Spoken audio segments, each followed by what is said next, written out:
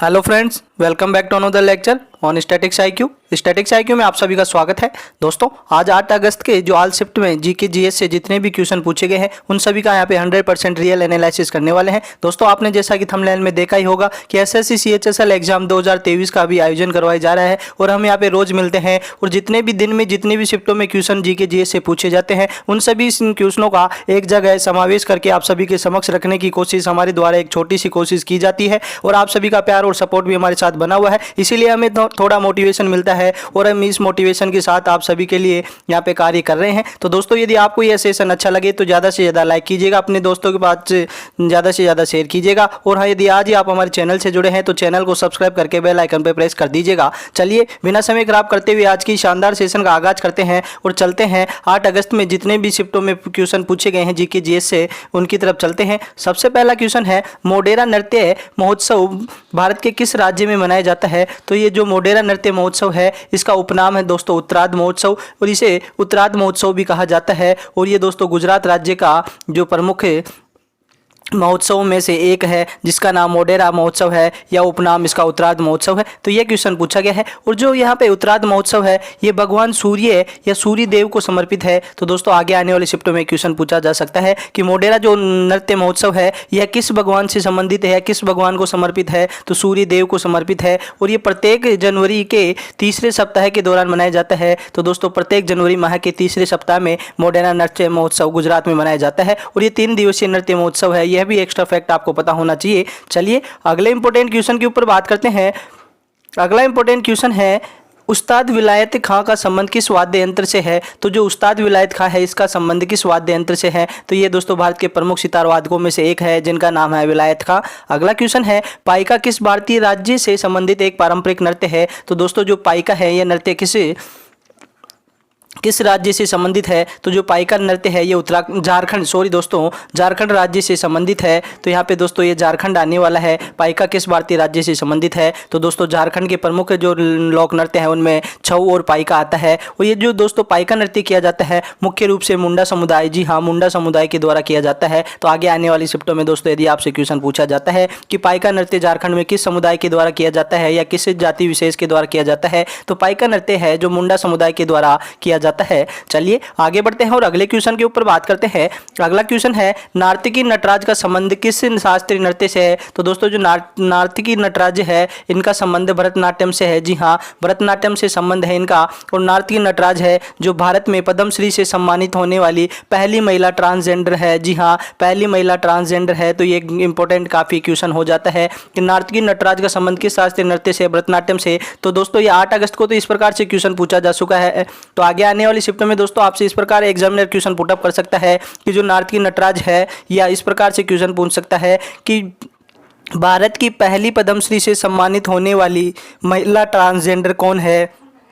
तो दोस्तों उसका नाम है नार्तिकी नटराज। अगला क्वेश्चन है, कलकत्ता विश्वविद्यालय से स्नातक करने वाली प्रथम महिला कौन थी? तो कलकत्ता विश्वविद्यालय से प्रथम स्नातक करने वाली प्रथम महिला कौन थी? तो कादम्बिनी गांगुली है। जी हाँ, कादम्बिनी गांगुली है। इन्होंने कलकत्ता से सबसे पहले बीए की उपाधि हासिल की थी और इन्होंने ही दोस्तों यह ही प्रथम महिला है जिन्होंने यहाँ पे कलकत्ता से स्नातक करने वाली महिला बनी है। अगला इंपॉर्टेंट क्वेश्चन के ऊपर बात करें तो अगला इंपॉर्टेंट क्वेश्चन है, ब्रिटिश एम्पायर गेम की शुरुआत कब हुई थी? तो ब्रिटिश एम्पायर गेम्स की शुरुआत के बारे में क्वेश्चन पूछा गया है। तो दोस्तों, इन्हें वर्तमान में जो कहा जाता है राष्ट्रमंडल खेल इन्हें कहा जाता है। जी हाँ, राष्ट्रमंडल खेल कहा जाता है। या साथ ही हम बात करें इसे कॉमनवेल्थ गेम भी इन्हें ही कहा जाता है। जी हाँ, वर्तमान नाम है कॉमनवेल्थ गेम और राष्ट्रमंडल खेल। जब इसकी स्थापना 1930 के अंदर होती है तो इन्हें आरंभ में ब्रिटिश एम्पायर गेम्स कहा जाता है और इन गेम्स की पहली बार आयोजन भी 1930 में होता है और यहाँ पे दोस्तों कनाडा के जो हैमिल्टन शहर है उसके अंदर इसका आयोजन करवाया जाता है। अगला क्वेश्चन है, आर्य समाज की स्थापना कहाँ हुई थी? तो आर्य समाज की स्थापना यहाँ पे 10 अप्रैल 1875 को गिरगांव मुंबई में स्वामी दयानंद सरस्वती के द्वारा की गई थी। तो दोस्तों, ये क्वेश्चन काफी बार रिपीट हो चुका है। कई शिफ्ट में पूछा गया है आर्य समाज की स्थापना कब हुई थी, कई शिफ्ट में पूछा गया है कि इसकी स्थापना किसने की थी और आज पूछा गया है कि आर्य समाज की स्थापना कहाँ हुई थी। तो दोस्तों, समस्त क्वेश्चन आपके सामने समक्ष रख दिए गए हैं कि आर्य समाज की स्थापना जो होती है वह दयानंद सरस्वती के द्वारा की जाती है, मुंबई गिरगांव में की जाती है और 10 अप्रैल 1875 में की जाती है। चलिएगा स्टूडेंट्स, अगले क्वेश्चन के ऊपर बात करते हैं। अगला क्वेश्चन पूछा गया है, दक्कन की पठार है, जो दक्कन का पठार है उसका विस्तार किस किस राज्य में है। तो दोस्तों दक्कन का पठार है वह 3 पर्वत श्रृंखलाओं में बटा हुआ है। जी हाँ, 3 पर्वत श्रृंखलाओं के बीच स्थित है और यह दोस्तों भारत के 8 भारतीय राज्यों में फैला हुआ है, जिनमें दोस्तों तेलंगाना है, महाराष्ट्र है, कर्नाटक है, आंध्र प्रदेश, केरल और तमिलनाडु। जी हाँ, केरल और तमिलनाडु है, इनके मध्य दोस्तों फैला हुआ है और साथ ही कुछ हिस्सा है जो मध्य प्रदेश और छत्तीसगढ़ के कुछ हिस्सों में भी फैला हुआ है। तो दक्कन के पठार का दोस्तों ये 8 राज्यों के अंदर विस्तार है और ये दोस्तों 3 पर्वत श्रृंखलाओं के मध्य स्थित है। चलिए अगला क्वेश्चन है, इब्न बतूता कहाँ से भारत आया था। तो इब्न बतूता है यह एक मुस्लिम यात्री था। जी हाँ, यह एक मुस्लिम यात्री था जो मोरक्को देश से भारत में आया था। और दोस्तों यह कब भारत में या किस शासक के शासनकाल में भारत में आता है। तो ये दोस्तों जो मोहम्मद बिन तुगलक है, जी हाँ, तुगलक वंश के शासनकाल के दौरान, मोहम्मद बिन तुगलक के शासन के दौरान ये भारत आता है। तो दोस्तों इब्न बतूता है जो कि एक मुस्लिम यात्री है, मोरक्को से ये भारत में आता है और ये मोहम्मद बिन तुगलक के शासनकाल में भारत में दोस्तों आता है। और ये दोस्तों इब्न बतूता के द्वारा एक पुस्तक लिखी गई है, उसका नाम है रेहला। तो ये दोस्तों ये क्वेश्चन भी काफ़ी बार पूछा जाता है कि रेहला पुस्तक किसके द्वारा लिखी गई है। तो इब्न बतूता के द्वारा रेहला पुस्तक लिखी गई है। चलिए अगला इंपॉर्टेंट क्वेश्चन के ऊपर बात करते हैं। तो अगला इंपॉर्टेंट क्वेश्चन है, 13वीं संसद रत्न पुरस्कार 2023 का लाइफ टाइम अचीवमेंट पुरस्कार किसे प्रदान किया गया है। तो जो 13वीं संसद रत्न पुरस्कार है वह है जो टी.के. रंगराजन को प्रदान किया गया है। अगला इंपॉर्टेंट क्वेश्चन है, किस अनुच्छेद के अनुसार हमारी समग्र संस्कृति की समृद्ध विरासत को महत्व देना और संरक्षित करना प्रत्येक नागरिक का कर्तव्य है। तो ये दोस्तों किस अनुच्छेद में कहा गया है कि जो हमारी संस्कृति की समृद्ध विरासत को महत्व देना है, यह हमारी संस्कृति का संरक्षण करना है। तो दोस्तों आप सभी को पता होगा कि जो भारत के संविधान का भाग 4 का है या 4A है, उसमें दोस्तों यहाँ पे नीति निर्देशक तत्व के माध्यम से जो यहाँ पे कहा गया है कि जो समग्र संस्कृति की हमें विरासत को महत्व देना है, उसका संरक्षित करना है। तो दोस्तों आप सभी के सामने है कि 51 का है जो कि नीति निर्देशक तत्व में आता है, उसमें इस प्रकार से कहा गया है। चलिए अगला इंपॉर्टेंट क्वेश्चन है, राष्ट्रमंडल खेल 2022 में विमेंस 53 किग्रा फ्री स्टाइल रेसलिंग में किसने स्वर्ण पदक जीता था। तो यह स्वर्ण पदक विनेश फोगाट ने जीता है। और दोस्तों विनेश फोगाट है जो भारत की मशहूर रेसलिंग खिलाड़ी है, कुश्ती की खिलाड़ी है, यह भी आपको पता होना चाहिए। अगला इंपॉर्टेंट क्वेश्चन है, सूर्य के प्रकाश से कौन सी विटामिन प्राप्त होती है। तो दोस्तों आप सभी को पता है कि सूर्य के प्रकाश से हमेशा विटामिन डी प्राप्त होती है। तो एक दोस्तों विटामिन डी को कैल्सीफेरोल भी कहा जाता है। जी हाँ, कैल्सीफेरोल भी कहा जाता है। और विटामिन डी की कमी से दोस्तों हड्डियों संबंधित रोग होते हैं, जिनमें मुख्यतः रिकेट्स है। जी हाँ, रिकेट्स है या ऑस्टियोमलेशिया रोग भी दोस्तों जो विटामिन डी की कमी के कारण होते हैं। चलिए आगे बढ़ते हैं और अगले क्वेश्चन के ऊपर बात करते हैं। अगला क्वेश्चन पूछा गया है, जनगणना से 1951 में जनसंख्या घनत्व कितना था। तो 1951 में जनसंख्या घनत्व 117 था। अब हम यहाँ पे लेटेस्ट जनगणना की बात करते हैं। तो जनगणना 2011 के अनुसार भारत की जो जनसंख्या घनत्व है वह है 382 प्रति व्यक्ति किलोमीटर है। जी हाँ, प्रति व्यक्ति किलोमीटर है जो 382 है। यह 2011 की लेटेस्ट जनगणना के अनुसार 382 व्यक्ति पर किलोमीटर है। और यहाँ पे 1951 के संदर्भ में क्वेश्चन पूछा गया है। तो 1951 में 117 किलोमीटर प्रति व्यक्ति किलोमीटर जहाँ पे जनसंख्या घनत्व था। अब एक्स्ट्रा फैक्ट के ऊपर बात करते हैं कि देश में सबसे अधिक जनसंख्या घनत्व किस राज्य का है। तो देश में सबसे अधिक जनसंख्या घनत्व बिहार राज्य का आता है। और इसके अपोजिट हम बात करते हैं कि सबसे कम जनसंख्या घनत्व कौन से राज्य का है। तो अरुणाचल प्रदेश। जी हाँ, अरुणाचल प्रदेश का सबसे कम जनसंख्या घनत्व है। और सबसे अधिक की बात की जाती है तो बिहार इसमें टॉप पे आता है। अगला क्वेश्चन है, पंचायती राज व्यवस्था किस अनुसूची में शामिल है। पंचायती राज व्यवस्था किस अनुसूची में शामिल है। तो ग्राम पंचायत से संबंधित आर्टिकल 40। जी हाँ, हम बात करते हैं अनुच्छेद 40 और इसके साथ ही आर्टिकल 243 के अंदर ग्राम पंचायती या पंचायती राज का गठन से संबंधित उल्लेखित हैं। साथ ही हम बात करते हैं कि जो ग्राम पंचायत है संविधान के भाग 9 के अंदर है।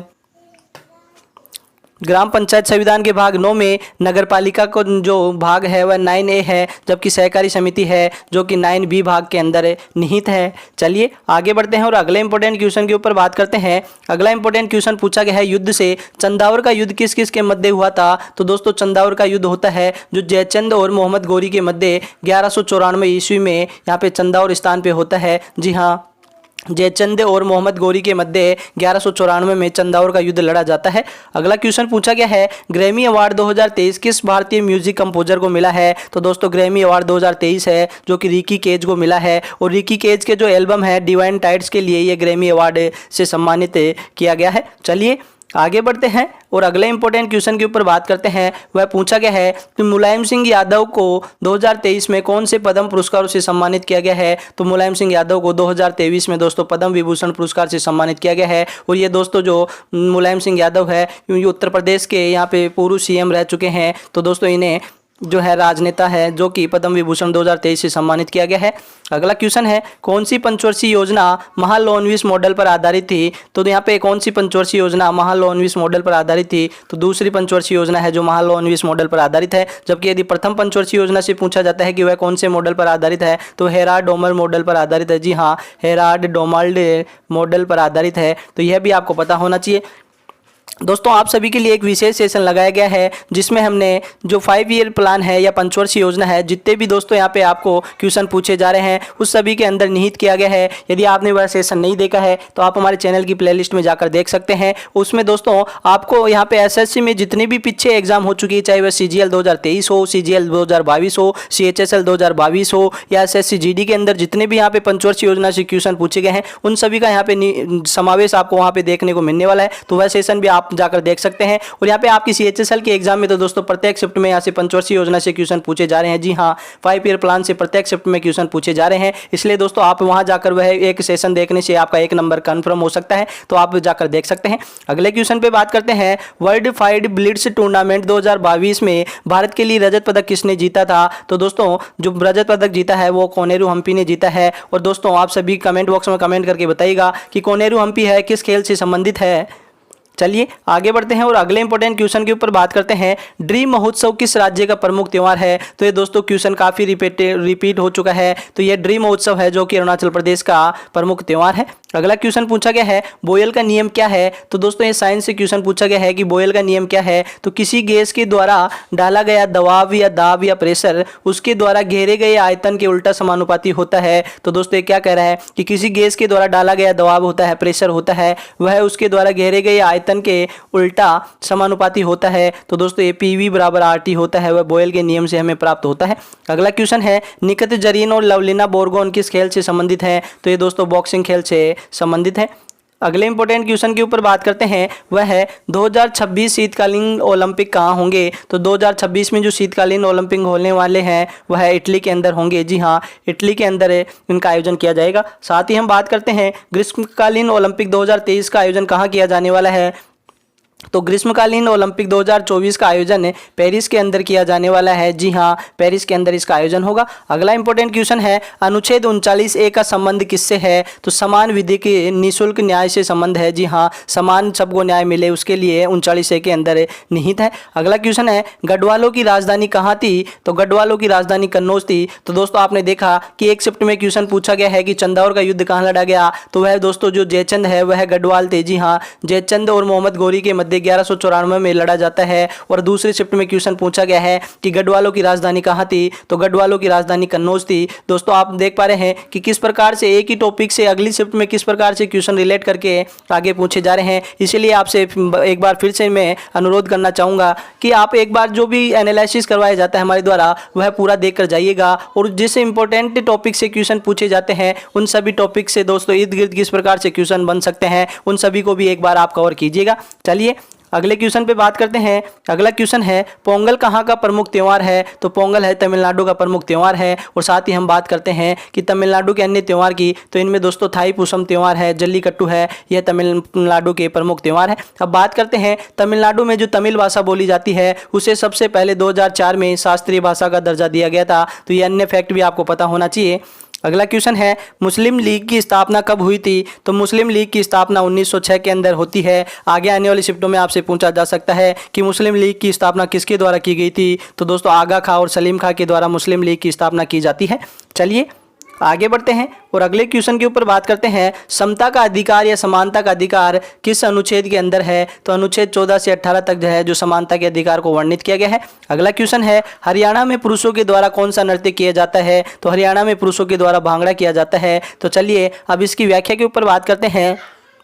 हरियाणा और पंजाब में पुरुषों के द्वारा किया जाने वाला प्रमुख नृत्य है जो भंगड़ा है, और हरियाणा में और पंजाब में महिलाओं के द्वारा किया जाने वाला प्रमुख नृत्य गिद्धा है। तो दोस्तों हरियाणा के दो प्रमुख नृत्य हैं भांगड़ा और गिद्धा। जो भांगड़ा है वह पुरुषों के द्वारा किया जाने वाला नृत्य है, जबकि गिद्धा है जो महिलाओं के द्वारा किया जाने वाला नृत्य है। चलिए अगले इंपॉर्टेंट क्वेश्चन के ऊपर बात करते हैं। अगला इंपॉर्टेंट क्वेश्चन है राष्ट्रीय आय में निम्नलिखित में से किसे शामिल नहीं किया गया है। तो सबसे पहले हम बात करते हैं राष्ट्रीय आय में किन्हें शामिल किया गया है। तो राष्ट्रीय आय में दोस्तों किराए को शामिल किया गया है। जी हाँ, किराया को शामिल किया गया है, मजदूरी को शामिल किया गया है, हमें जो भी लाभ प्राप्त होते हैं उन्हें शामिल किया गया है। और जबकि दोस्तों किसे शामिल नहीं किया गया, इस प्रकार से क्वेश्चन पूछा गया है। तो जो दोस्तों लॉटरी जीतते हैं उससे जो हमें आय प्राप्त होती है, उस लॉटरी जीतने से जो आय प्राप्त होती है उसे राष्ट्रीय आय में शामिल नहीं किया गया है। चलिए अगला इंपॉर्टेंट क्वेश्चन है 2011 जनगणना के अनुसार सबसे अधिक लिंगानुपात किस राज्य का था। तो 2011 की जनगणना के अनुसार सबसे जो लिंगानुपात है वह केरल राज्य का प्राप्त होता है।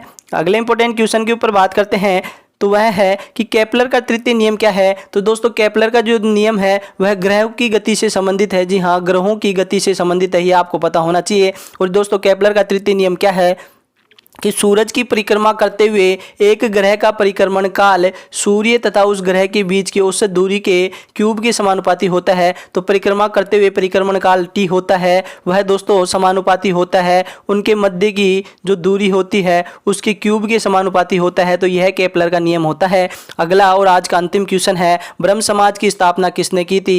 तो ब्रह्म समाज की स्थापना 1828 में राजा राम मोहन राय के द्वारा कलकत्ता के अंदर की गई थी। जी हाँ, ब्रह्म समाज की जो स्थापना है राजा राम मोहन राय के द्वारा की जाती है। जी हाँ, राजा राम मोहन राय के द्वारा की जाती है और सन 1828 में पश्चिम बंगाल कलकत्ता के अंदर की जाती है। तो दोस्तों आज के सेशन में हमने देखा कि 8 अगस्त को जितने भी यहाँ पे शिफ्ट हुई है एसएससी सीएचएसएल की बात कर रहे हैं दोस्तों, सीएचएसएल को जितने भी एग्जाम में क्वेश्चन पूछे गए 8 अगस्त को, उन जीके जीएस के समस्त क्वेश्चन को आपके सामने रखने की कोशिश की गई है। दोस्तों आपके द्वारा जितने भी क्वेश्चन हमें भेजे जाते हैं वह सभी हम यहाँ पे रखने की कोशिश करते हैं। इसीलिए आपसे कहा जाता है कि आप ज़्यादा से ज़्यादा क्वेश्चन को यहाँ पे हमारे को भेजा कीजिएगा, जिससे हम ज़्यादा से ज़्यादा 100% रियल क्वेश्चन आपके उपलब्ध करवा सके। और दोस्तों जिससे जिन स्टूडेंट का आगे आने वाली शिफ्टों में एग्जाम है तो वह दोस्तों यहाँ से एनालिसिस देकर अनुमान लगा सके कि किस टॉपिक से किस प्रकार से क्वेश्चन पूछे जा रहे हैं। तो दोस्तों इस प्रकार उनका भी दोस्तों यहाँ पे कुछ सहयोग हो जाएगा। तो चलिए दोस्तों, आपको यह सेशन अच्छा लगा है तो ज़्यादा से ज़्यादा लाइक कीजिएगा, शेयर कीजिएगा। और हाँ, यदि आज ही आप हमारे चैनल से जुड़े हैं तो चैनल को सब्सक्राइब करके बेल आइकन पर प्रेस कर दीजिएगा। दोस्तों अब समय हो चुका है आप सबसे विदा लेने का। मिलते हैं अगले और शानदार सेशन के साथ। जय हिंद, जय भारत।